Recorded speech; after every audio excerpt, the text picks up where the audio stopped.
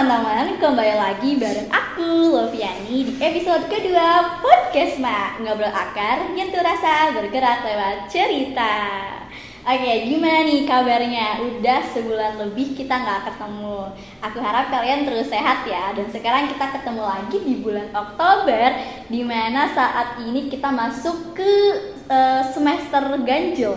Aku harap teman-teman terus semangat ya untuk melakukan perkuliahan. Dan kali ini di podcast episode kedua, aku akan ngobrolin hal yang gak kalah seru dari episode sebelumnya, yaitu ngomongin tentang mahasiswa dan politik. Dan hari ini aku gak sendirian, iya dong tentu. Aku ditemenin sama dua orang yang keren sekali nih. Halo Kang Dede, halo Kang Dede. Halo Lobi. Belum kenal ya? Belum. Oke, kenalin Kang, aku Lobi. Kang dari mana nih? Kita dari tadi sebenarnya. Dari fakultas mana, jurusan mana maksudnya ya? Ya, kita dari satu prodi yang sama. Oke. Betul. Tapi ini kakak tingkat saya. Balik. Ya, saya kakak tingkat dia. Kita dari S1 Kismas dari Dikes ya. Oke, berarti ini Kang, aku panggilnya apa nih? Boleh Kang, boleh Bang, apa aja. Bang Dede ya, Kang Dede. Boleh, Oke, boleh. kalau ini Kang aja. Ya, boleh. Oke, sama Kang. Aku Lovi ya. Dan sekarang Lovi. Oke, panggil aku Lovi aja. Oke. Teman-teman, fun fact-nya itu mereka itu cukup aktif di berbagai kegiatan Beban ya. sosial ya. Enggak juga kayaknya. Oke. Aku sering melihat mereka itu terkenal aktif dalam keterlibatan kegiatan sosial, bahkan isu politik itu teman-teman. Jadi mereka itu sering sekali berani menyuarakan hal-hal apa yang terjadi di lapangan, entah itu isu publik, sosial, dan menariknya bukan politik kampus aja yang mereka keluarkan, tapi politik di luar pun mereka berani untuk menyuarakan. Dan kali ini aku tertarik ingin ajak ngobrol mereka. Kenapa sih? Apa yang bikin mereka apa pertama dari kalian berdua jadi berani gitu? Apakah ada suatu hal momen yang nggak sengaja terus akhirnya jadi tertarik sampai saat ini gitu? Karena kan menyuarakan politik ke publik, apalagi ke sosial media itu pasti harus ada literasi politik yang baik dan ada alasan kan, dan ada keberanian yang pertama. Itu yang ingin aku kupas di episode kali ini. Oke, apa nih kira-kira? Ada nggak pertamanya deh? Aku pingin tahu dulu pertamanya gimana sih bisa jadi tertarik gitu. Oke, bagi dari saya dulu. Oke, Boleh. Kalau dari saya ya, pertama pasti karena saya dulu itu pas sekolah menengah atas lagi SMA. SMA. Saya pernah mendengar dari salah satu guru saya bahwa politik itu semuanya akan mempengaruhi seluruh kehidupan. Meskipun kita gak suka politik, mau gak mau kita akan berpolitik gitu. Dan mau gak mau kita akan terlibat dalam politik secara langsung ataupun enggak. Sehingga dari sana ada dikasih beberapa contoh kayak politik kita dari bayi pun ingin, karena kan politik itu adalah bagaimana caranya kita mendapatkan sesuatu hal gitu ya, yang saya tahu secara gampangnya. Ketika kita bayi pun kita itu sudah berpolitik dengan cara ketika kita mau ASI kita itu menangis, yaitu politik kita itu menangis untuk mendapatkan ASI gitu. Jadi saya dari sana tahu bahwa politik itu segitu tidak sadarnya kita, tapi kita sudah berpolitik. Dari SMA saya sudah mengikuti dari zaman berarti Pak Jokowi ya. Pak Jokowi 2000 dari berapa itu? 2000 berapa ya? 14, 16? 2020-an lah pas Covid, karena Covid ya. Iya, betul. Jadi sering sekali lihat Menkes yang dulu itu gimana yang awal kita lihat ya, blunder-blundernya gitu ya. Dengan awal dari Covid itu. Dari sanalah saya mulai bahwa politik begitu penting dalam kehidupan. Meskipun dari awal-awal sebelum dapat informasi SMA itu, ya saya sudah suka sih ke politik itu. Oke, itu sejak saat itu ya. Oke, kalau di Kang Adan sendiri? Kalau dari saya itu, jujur baru-baru ini, maksudnya ketika masuk ke dunia politik di kampus, ikut organisasi. Jadi di SMA mungkin ya kita belajar IPS, jurusan saya IPS kan. Kita belajar tentang sejarah, tentang ini, mungkin ada sedikit ketertarikan. Cuman belum terlalu fokus, belum ada wadahnya juga. Dan ketika masuk kampus dan saya bergabung dengan BEM Kema UBK ya. BEM Kema UBK kebetulan diamanahi sebagai penanggung jawab job desk konsolidasi. Oke. Baru tahu tuh saya di situ tentang konsolidasi. Kita ngobrol tentang banyak hal, tentang isu-isu dengan orang-orang di luar kampus. Nah dari situ baru sebenarnya bukan dari motivasi yang bikin saya tertarik, saya ikut itu, tapi pressure mungkin ya, tekanan, entah itu dari pimpinan, tapi juga melihat melihat kondisi lingkungan di sekitar, lihat kondisi isu-isu yang ada di Indonesia, di kampus, itu yang bikin saya ini kayaknya harus berpolitik, harus lihat kayak gitu. Jadi tadi konsolidasi. Iya. Dia spesifik job listnya seperti apa tuh emang pada saat itu sampai membawa jadi sadar gitu. Berarti kan itu efeknya besar ya? Iya, betul. Di awal ketika baru-baru mulai ikut konsolidasi itu ditemani teman saya gitu ya. Karena belum ada keberanian mungkin. Kita kumpul sama orang-orang di kampus luar. Kita ngobrol dan ternyata itu ngobrolin tentang bangsa ini. Kita ngobrolin isu ini, eskalasi konflik yang mana yang terus muncul dan bahkan kita sebagai mahasiswa yang punya kesempatan berintelektual lebih, kayaknya harus bergerak begitu. Dan di situ mulai adanya ketertarikan, mulai adanya ikut campur terhadap politik yang ada di sadar ya. Ya, sadar. Sadar karena melihat realitas. Ya, yang paling saya ingat dia tuh karena satu kabinet kita ya. Di BEM itu. Yang paling saya ingat tuh dulu berarti awal-awal kita isu RUU TNI ya. RUU TNI yang memang sedang masif-masifnya saat itu dibahas dan evaluasi 10 tahun Pak Presiden Jokowi begitu yang memang sangat masif dibahas pada saat konsolidasi ya. Jadi mungkin di sana menarik gitu. Ya betul. Jadi nggak sengaja tapi ternyata membawa konsistensi sekarang ya. Keren, wow. Oke, tadi pas waktu di awal aku sempat nanya ke mereka kan, kalau ternyata mereka itu bukan jurusan politik ya. Betul. Ini menarik. Gimana sih caranya untuk terus percaya diri gitu dan berani menyuarakan hal-hal seperti ini, mengliterasi politik itu seperti apa yang tadi aku bilang di awal. Tapi ya kalian itu nggak punya latar belakang politik yang formal gitu. Terus jadi menurut kalian sendiri penting nggak sih untuk belajar politik secara formal atau nggak? Maksudnya kan banyak orang-orang yang aku nggak berani deh ngomong seperti ini, aku nggak berani berstatement karena takut, aku gitu. Nah itu menurut kalian gimana sih cara menyikapi hal-hal seperti itu? Karena kebanyakan mahasiswa tuh justru malah berpikirnya tuh situ ya.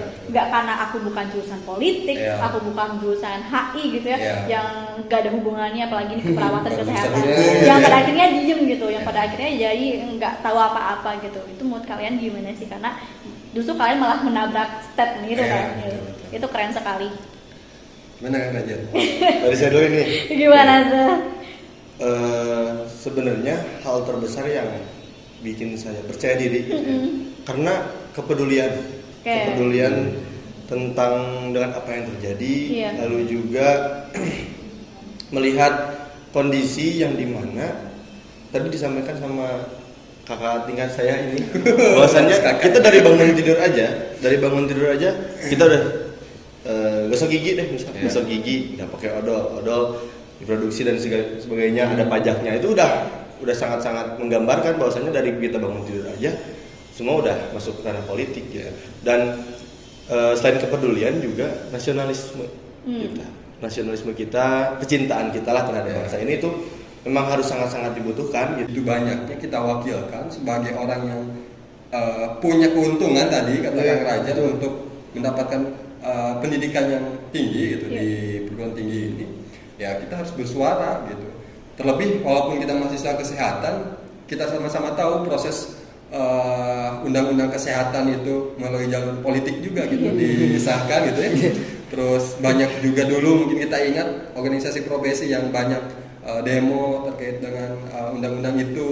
Terus kita pun sebagai kesehatan masyarakat yang belum secara eksplisit diakui bahwa kita itu adalah nakes, ditulis kesehatan masyarakat gitu ya dalam undang-undang. Kita masih juga memperjuangkan hal itu gitu ya, bahwa penting juga. Jadi ya kita sebagai mahasiswa kesehatan mau gak mau seluruh kebijakan itu dirancang dan dibuat berdasarkan kepentingan seharusnya ya dari kepentingan dari masyarakat dan mewakili keadaan dan kebutuhan masyarakat, dan disahkan juga ya lewat jalur politik gitu ya, mau gak mau memang akan seperti itu. Wow, ini berarti kebanyakan dari mereka berdua berbicara tentang fakta ya dan pengalaman. Tapi kalau misalkan aku boleh tahu, kalian ketika meliterasi tentang politik ini sumbernya dari mana sih? Apakah kalian ada khusus kah untuk ngobrol-ngobrol apa yang dibahas seperti itu atau gimana? Atau emang kalian punya sumber apa kayak nonton berita atau gimana gitu? Karena menurut aku ya politik juga harus ada pemahaman secara baik gitu ya. Apalagi kan berhubungan dengan hak asasi gitu, undang-undang. Takut mencoreng nama gitu ya kalau kita asal bunyi aja di media sosial. Ya keseringan memang mungkin dari mahasiswa-mahasiswa atau dari kebanyakan kita gitu ya, mungkin ya banyak sekali lihatnya dari TikTok. Akan tapi kan belum tentu apa yang dikatakan TikTok itu benar. Kita sering tahu bahwa itu tuh dipotong atau di-cut gitu ya. Misalkan sekarang kita ngomong tadi saya nyebut Presiden Jokowi dipotong aja sama orang kan bahaya ya. Terus tonton sampai akhir ya. Kalau saya agak ada lagi di sini. Jadi negatif lah setengah-setengah kan informasinya, betul sekali. Makanya literasi itu penting. Betul. Sekarang kita lihat TikTok, informasi misalkan kemarin ada Safal Menteri ABC, itu benar. Kalau saya sih ketika lihat itu langsung saya googling dari sumber-sumber terpercaya, entah itu berita-berita yang sumbernya terpercaya gitu ya, bukan dari cuma TikTok dan kita ceritakan orang ke orang. Saya gak berani untuk cerita seperti itu karena mau gak mau saya harus melihat dulu fakta ya, faktanya seperti apa. Selain itu sih saya sering menonton podcast yang memang berbicara terkait politik itu. Entah itu banyak lah itu podcast ini, nanti kita harus jualan. Banyak podcast yang bahas terkait politik. Yang bahas tentang politik, betul. Siapa ini ya role model politik ya? Role model politik itu berat sih. Karena kalau saya tanya role model politik sampai sekarang, pertanyaannya dari sepanjang zaman atau saat ini sekarang banget tuh. Kalau sekarang banget siapa ya? Lagi suka sama siapa? Pagi berani. Banyak sih generasi muda yang memang, kalau saya sih lebih suka ke cara berbicaranya pribadi. Untuk saya Pak Irwan itu cara berbicaranya, dan nggak ada salah juga kita kalau Mas Wapres itu ya, kalau menurut saya sekarang pun Mas Wapres jadi Wapres itu masih punya potensi kan untuk dia berubah kan, untuk dia memproses dan memahami untuk kedepannya seperti apa gitu ya. Jadi ya kalau kata Bang Panji Pragiwaksono tuh, selagi nilai-nilainya sama dengan politik kita ya kenapa enggak kita berubah pilihan atau berubah mendukung gitu. Seperti itu sih. Karena kita bukan figur gitu ya yang kita permasalahkan, tapi nilai-nilai politik. Intinya buat teman-teman yang emang belum sadar atau mungkin bingung gitu ya cari informasi politik dari mana, saya yakin di media sosial, di berita-berita itu banyak. Kita usahakan jangan malas baca aja sih. Iya, udah sebenarnya gitu di zaman sekarang, di modern gitu, jangan malas baca aja. Jadi bahkan hoax ya. Itu khawatir banget sih. Seorang mahasiswa masa hoax ya. Betul. Berarti biasanya ngasih hoax apa ya? Modusnya Anda. Berarti penting banget ya untuk mengliterasi politik dengan bijak supaya kita biasanya jadi paham. Aktivis ini sering modus. Sifatnya apa maksudnya? Iya, gitu lah. Oke, teman-teman. Jadi emang benar kalau mengliterasi politik itu emang harus bijak, karena apa yang kita dapatkan dari informasi itu kan kita juga akan ada potensi untuk menyalurkan lagi gitu. Dan ketika kita tidak bijak meliterasinya, maka apa yang akan kita sampaikan kepada teman, apa yang akan kita suarakan jadi salah gitu, dan akhirnya itu akan menjadi masalah baru. Jadi kita sebagai mahasiswa tentu harus meliterasi. Dan betul tadi apa yang dikatakan sama Kang Rajan, bahwa udah sebanyak itu, udah seluas itu informasi yang beredar di sosial media. Baik dan enggaknya informasi yang kita terima itu, gimana cara kita meliterasinya. Berarti harus punya literasi politik yang baik. Dan ternyata mereka berdua emang di situ lah, walaupun nggak punya politik yang formal, tapi punya literasi politik yang baik, maka kedepannya akan jadi percaya diri gitu. Seenggaknya kita punya lingkaran orang hukum gitu kan, anggota negara yang mau politik gitu ya Jan ya. Walaupun ngobrolnya sebentar-bentar ya. Oke teman-teman, kita akan masuk ke dinamika dan tantangan. Tadi kan udah dapat bekal, udah dapat percaya dirinya. Terus ketika kalian mendiskusikan tentang politik di ruang diskusi atau di sosial media gitu, cukup aktif nggak sih untuk menyuarakan di sosial media? Dan kalau cukup aktif, pernah nggak ada momen entah itu ya berkesan, entah itu aneh, entah itu lucu, entah itu nyeselin, dimana kalian itu malah menyuarakan kebenaran tapi malah dilawan gitu oleh teman kalian, rekan kalian atau siapapun atas menyuarakan kalian ini gitu? Karena kan secara kita sama-sama mahasiswa nih, sama-sama punya atmosfer yang sama dalam menyuarakan gitu. Tapi ternyata pernah nggak ada di momen ketika kita sedang menyuarakan, tapi justru itu malah ditabrak gitu, malah berseberangan, berbeda nilainya dengan ya rekan-rekan di sini. Ada nggak momen yang keinget deh sekarang sampai sekarang, kayak itu lucu sih kalau diinget gitu, ada nggak? Kalau saya ya Pernah nggak? bisa aja. Kalau saya banyak sih. Atau di sosial media gitu? Kalau saya banyak, jadi ketika awal mulai ikut serta gitu, Iya. sadar terkait politik itu, teman-teman sekitar tuh yang mungkin belum sadar terkait politik itu, ngapain sih kayak gini? Oke. Gitu loh. Ada menambah isunya ya, tapi ngapain kayak Oke, gini oh, gitu loh. oke.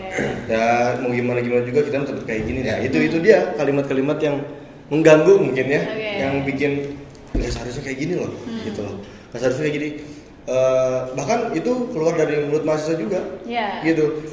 Maksud saya itu gini loh, di data aja yang punya gelar S1 aja cuma berapa persen sih di Indonesia, dan jangan sampai gelar berapa persen itu memperburuk keadaannya gitu loh. Makanya tingkat kesadaran itu penting gitu, terutama di politik gitu. Iya, betul. Ya.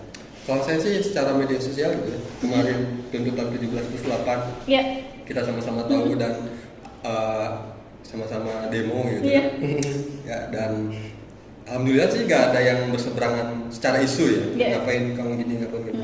Tapi kalau ngobrolin kayak Mas Rajan tadi, Kang Rajan tadi bahwa gak ada yang ngomong ngapain ngobrolin itu, tapi ngapain sih aktif politik, paling seperti itu aja sih. Karena kalau secara isu masih aman ya, nggak ada isu-isu yang ketika saya angkat atau ketika saya membicarakan nggak ada yang naon sih maneh gitu. Nggak kalau secara isu paling ya politik paling gitu aja ya, nggak takut, bukan nggak takut ya, biasa aja.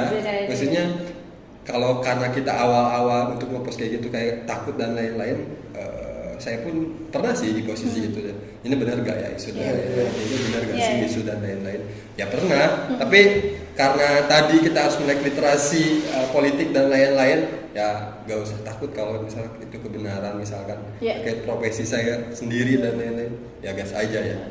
Keren ya, berarti emang mentalnya kuat. Oke. Jadi gimana?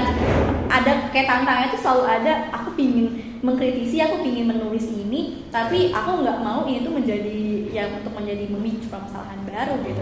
Apalagi kan kalau kita throwback ke 2024 di saat zaman pilpres gitu ya, itu genting banget kan, panas banget situasinya. Dan dimana semua jurnalis, semua media itu harus tetap objektif kan gitu, karena ya itu untuk menghindari adanya perselisihan atau ya jadi terpecah belah. Betul. Nah, kalau teman-teman sendiri gimana kalau gimana caranya untuk tetap objektif gitu dalam menyuarakan apa-apa yang sedang terjadi? Kalau menyuarakan apa yang terjadi sih, yang pertama pasti kebenaran ya yang kita cari, kebenaran dan kebenaran informasi dan fakta yang terjadi di lapangan itu seperti apa, sehingga kita gak peduli figurnya siapa gitu. Itu biar kita objektif seperti itu ya. Karena kita bukan gak suka terkait figurnya, gak suka terkait orangnya gitu, tapi nilai-nilai politik dan apa yang dia kebijakan, apa yang dia bicarakannya yang memang kita gak suka gitu.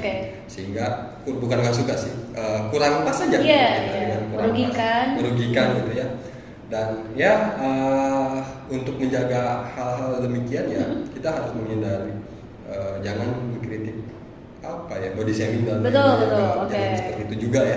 Kalau menurut saya ya tidak tersebut emosi gitu. Iya, tidak tersebut emosi, tapi ya itu yang dikritisi kebijakan gitu. Kebijakan sama nilai-nilai politik dan apa yang dia lakukan gitu ya untuk bangsa ini. Paling itu sih untuk menjaga netral kita dan objektivitas. Netralis ya, betul. Pemikiran sih saya sama dengan Kang Pres, dan mungkin yang perlu kita perhatikan juga ketika ada sebuah kebijakan itu kita bisa mengcompare. Maksudnya tuh ini yang paling baik nih, ini yang paling baik nih, ini yang paling buruk nih. Itu nggak bisa. Jadi sebisa mungkin kita itu melihat mana yang apa ya, lebih sedikit madorotnya. Oke. Ya itu yang saya selalu tekankan dalam diri saya ketika melihat sebuah kebijakan, kira-kira kalau di-compare dengan kebijakan ini mana yang lebih sedikit gitu madorotnya. Itu yang paling Apa contohnya? Makan siang. Nah, Makan gratis, ya. gratis. Gimana jelas? Jadi emang dua kebijakan itu kadang dua-duanya sama punya masalah, tapi Ya, yang mana yang paling sedikit prioritas yang masalahnya. mana gitu kan. Betul, yang tidak banyak, yang milih yang mana yang tidak banyak menciptakan masalah baru gitu ya. Betul. Tapi dukung. Makan bergizi gratis. Nanti kita bikin episode khusus deh untuk bahas Iya, ini. iya. Ya, akan menarik ya. Betul, betul. Oke. Tapi kalian berdua sering turun ke jalan, sering turun aksi. Ya kita Aksi. bicara sejarah gitu ya. Kalau bicara sejarah, pertama kabinet kita turun ke jalan lagi gitu ya. Wow. Dan dulu itu saya gak berani bawa masa begitu banyak. Saya itu Oke. mengawali karir turun ke jalan, karir. Wow. Pengalaman turun ke jalan itu sama Kang Adi. Iya. Cuma berdua. Tahun berapa itu? Iya, Oh, iya. di Polda. Yang di depan Polda, Polda sini. Oke. Ya tahun kemarin ya, Sebelum pas Polda. saya menjabat jadi presiden. Oke.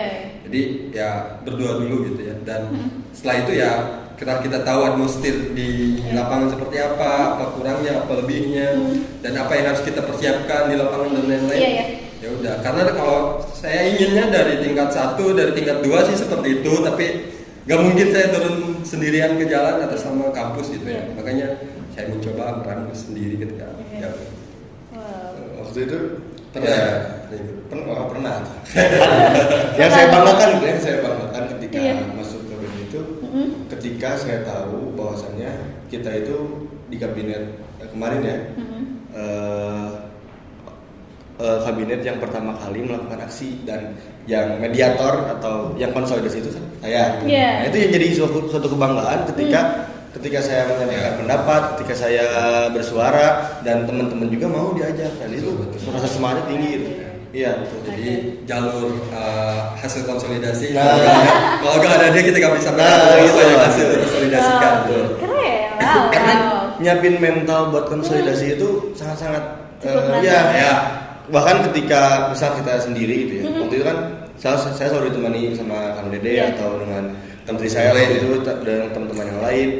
Ketika mulai konsolidasi, kita ada backup nih, kita saling ngobrol, ini kira-kira ngomong apa, Nah, tapi ketika waktu itu ditempatkan di kondisi yang harus sendiri gitu harus ya. ini nyiapin mental. Nih kalau kita ngomong kira-kira apakah benar, Ya, apakah salah. kurang gagah atau gimana?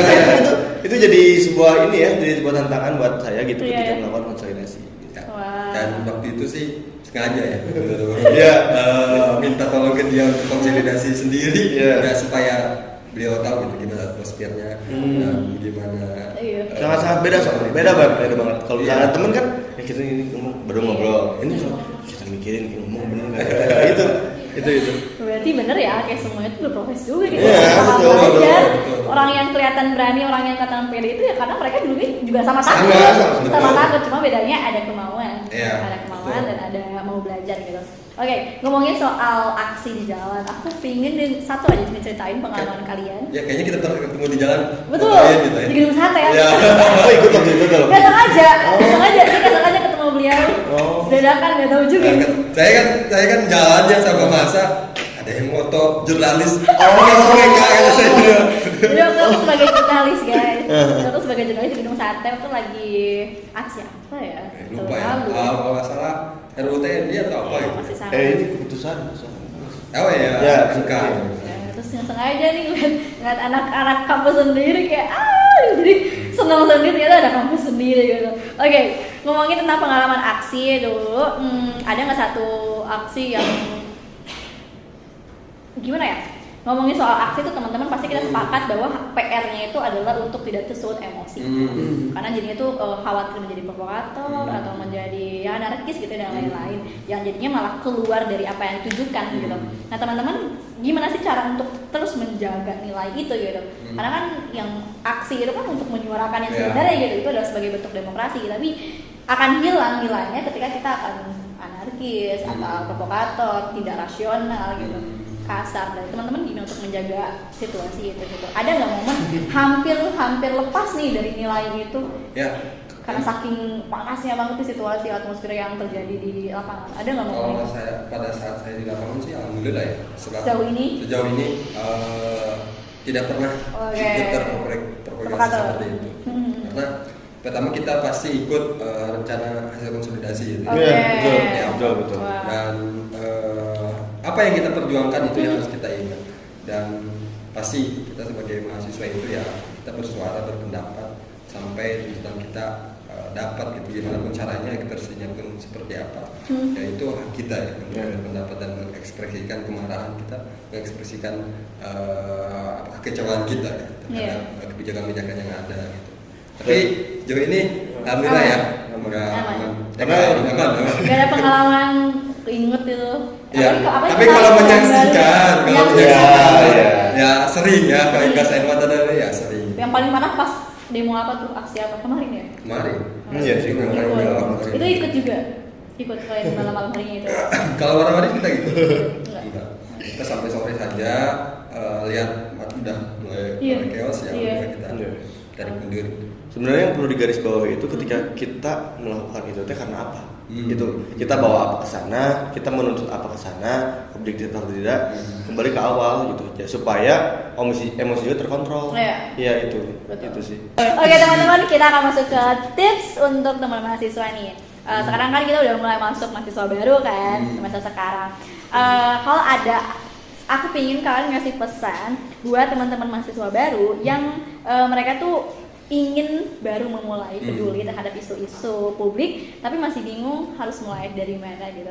Karena kayak aduh ini yang pertama tuh apa dulu nih supaya biar berani gitu. Apa dulu yang diasah, apa dulu yang pertama kali dilakukan. Gitu. Dari Kang Rajan sendiri gimana? Gimana Kang Rajan? Iya. Dan mungkin gini ya, kayak gimana sih untuk bisa percaya diri itu maksudnya bisa kritis tapi tetap masuk bukan ya, tetap rasional gitu, tidak tersulut emosi, jadi nggak toksik gitu. Karena kan kebanyakan Gen Z itu sering dikomentari, wah mereka tuh kalau arogan, betul, suka nggak tahu apa-apa, sotoy gitu kan. Nah itu gimana sih supaya kita tuh nggak dibilang Gen Z yang toksik gitu? Karena itu banyak sekali loh, bahkan menteri kita sendiri gitu ya. Pasti apa? Pak Bahlil gitu. Pak Bahlil pernah mengomentari bahwa Gen Z itu ketika mengomentari apa yang sedang terjadi selalu tidak sopan gitu, selalu menggunakan ujaran kebencian. Dan itu emang betul. Aku pun setuju sebagai anak komunikasi bahwa itu emang kurang beretika gitu. Karena pesan yang sesungguhnya gimana gitu. Dan menurut Kang Rajan sama Kang seperti apa? Saya dulu nih. Iya. Kalau dari saya, hal fundamental yang perlu dibangun gitu dari mahasiswa baru tentunya kan, pengen tertarik sama dunia politik atau bijak dalam dunia politik itu kita cari tekanan dulu. Tekanan kayak gimana maksudnya? Gini. Kita bayangin aja deh kalau misal seorang yang pengen belajar jalan, orang pincang pengen belajar jalan nih, bisa. Sulit mungkin ya. Saya harus belajar jalan.